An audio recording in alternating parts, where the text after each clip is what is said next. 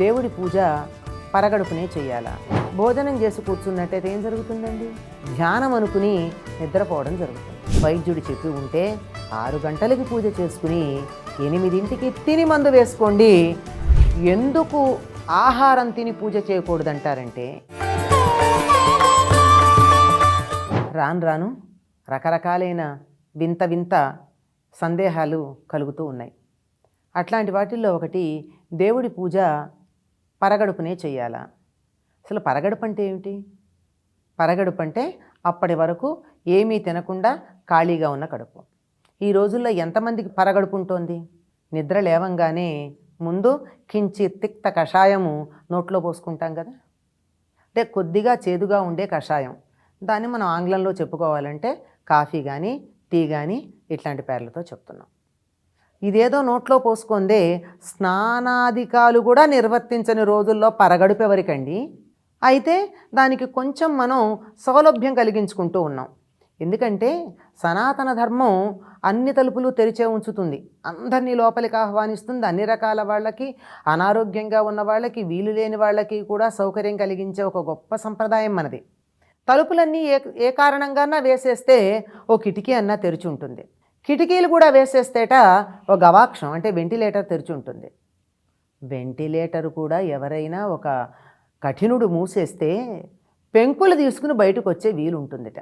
అంత సౌలభ్యం ఉన్నటువంటి సంప్రదాయం అండి సనాతన ధర్మం. అందులో మరి ఒకప్పుడు పూజలు చేసేవాళ్ళు ఎలా చేసేవారు? తెల్లవారుజామున బ్రాహ్మీ ముహూర్తానికి ముందే లేచి, అంటే 4-4:30 ప్రాంతంలో లేచి వెంటనే కాసేపు యోగమో ధ్యానమో చేసుకుని కాలకృత్యాలు నిర్వర్తించుకుని సూర్యోదయానికల్లా సంధ్యావందనం చేసుకునేవారు. అక్కడ సూర్యుడు ఉదయించటం ఏమిటి, వీళ్ళు ఇక్కడ సూర్యుడికి తర్పణాలు ఇవ్వడం ఏమిటి? అటు సంధ్యావందనం అవ్వగానే పూజాధికారులు నిర్వర్తించుకునేవారు. అది నిర్వర్తించుకున్న తర్వాతనే ఏదైనా ఇతర కార్యక్రమాలు ఉండేది. ఇదేది చెయ్యని వాళ్ళకి పరగడుపు గురించి ఎలా మాట్లాడుతున్నాం మనం? అప్పటికే కొంచెం కడుపుని పానీయాలతో నింపాం. ఇంత సౌలభ్యం ఇచ్చాం కదా, పోనీలే అన్నం తినకుండా చేసుకుందాం అని ఇంకొంచెం సౌలభ్యం ఇచ్చాం. ఒక పళ్ళరసాలు ఇంకా రకరకాలుగా దాన్ని సర్దుకుంటున్న వాళ్ళు వచ్చారు. ఇదే కాకుండా ఇప్పుడు కొత్తగా ఒకటి ఏమని వినిపిస్తోందంటే, మేము బీపీ ట్యాబ్లెట్లు వేసుకోవాలండి, అది పొద్దున్నే వేసుకోవాలండి, పరగడుపున మందేసుకోకూడదండి, అందువల్ల నేను పెద్దవాళ్ళని అడిగాను, 2 ట్యాబ్లెట్ 3-4 వేసుకుంటారు కదండి, ఈ మధ్య ఇన్ని వేసుకుంటున్నారు ట్యాబ్లెట్లు. ఇన్ని ట్యాబ్లెట్లు వేసుకోవాలంటే అంత కనీసం ఎన్ని ట్యాబ్లెట్లు ఉన్నాయి అంతన్నా ఆహారం లోపలికి వెళ్ళాలి కదా, కనుక కొంచెం ఉపాహారం, టిఫిన్, నాష్టా లోపల పడేసి దాని మీద మందులేసి కాసేపు ఖాళీగా ఉంచి అప్పుడు మేము పూజ చేసుకుంటామండి. పూజ చేయడం ప్రధానం అని అనుకున్నప్పుడు ఇదంతా అంగీకరించవలసిన విషయం. లేదు నేను నియమబద్ధంగా చేస్తాను అనుకున్నటువంటి వాళ్ళు తప్పనిసరిగా ఏమీ తినకుండా చెయ్యాలి.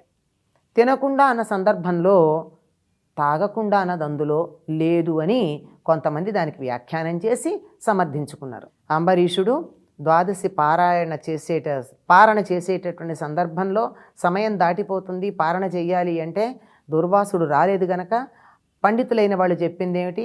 సలిల భక్షణము సమ్మతమ్ము అన్నారు. కాసి నీళ్లు తీసుకున్నట్టయితే పారణ చేసినట్టు అవుతుంది, భోజనం చేసినట్టు కాదు కనుక అని సమర్థించారు. అటువంటి దాన్ని తీసుకొచ్చి ఇక్కడ అన్వయం చేసుకుంటున్నారు. భగవంతుడు దుర్వాసుడు కాదు గనక మనకి ఆయన బాధ పెడతాడు అని భయపడవలసినటువంటి పని లేదు. అయితే ఎందుకు ఆహారం తిని పూజ చేయకూడదంటారంటే, మనం భోజనం చేసినట్టయితే మనలో ఉన్న శక్తి అంతా పొట్ట మీదకి వెళ్ళిపోతుంది, అంటే జీర్ణకోశం మీద కేంద్రీకృతం అవుతుంది. దాంతో మెదడుకి రక్త ప్రసరణ తగ్గి ప్రాణవాయువు తగ్గుతుంది. అప్పుడు ఏమవుతుంది? కునికిపాట్లు వస్తాయి. చూడండి, భోజనం చేసి ఏదో చదువుదామని పుస్తకం తీసుకు కూర్చుంటే ఏం జరుగుతుందండి? భోజనం చెయ్యకుండా చదవండి, బ్రహ్మాండంగా బుర్రకెక్కుతుంది. పూజ దగ్గర కూడా అలా ప్రశాంతంగా ఎవరు మనని ఏకాంతాన్ని భంగం చేయకుండా కూర్చుని ఉంటే, భోజనం చేసి కూర్చున్నట్టయితే ఏం జరుగుతుందండి?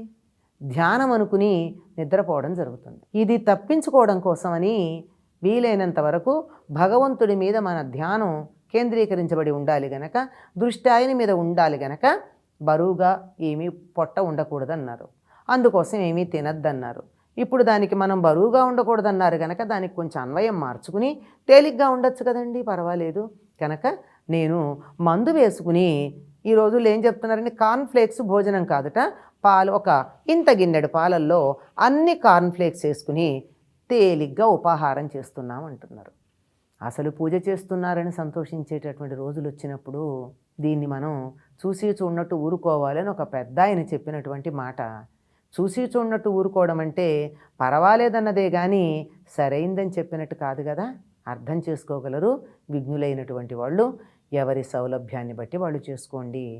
ఉదయం 8 గంటలకే మందు వేసుకోవాలి అని నియమం ఉంటే, మందు వేసుకోవడానికి ముందేమైనా తినాలి అని వైద్యుడు చెప్పి ఉంటే 6 గంటలకి పూజ చేసుకుని 8ంటికి తిని మందు వేసుకోండి.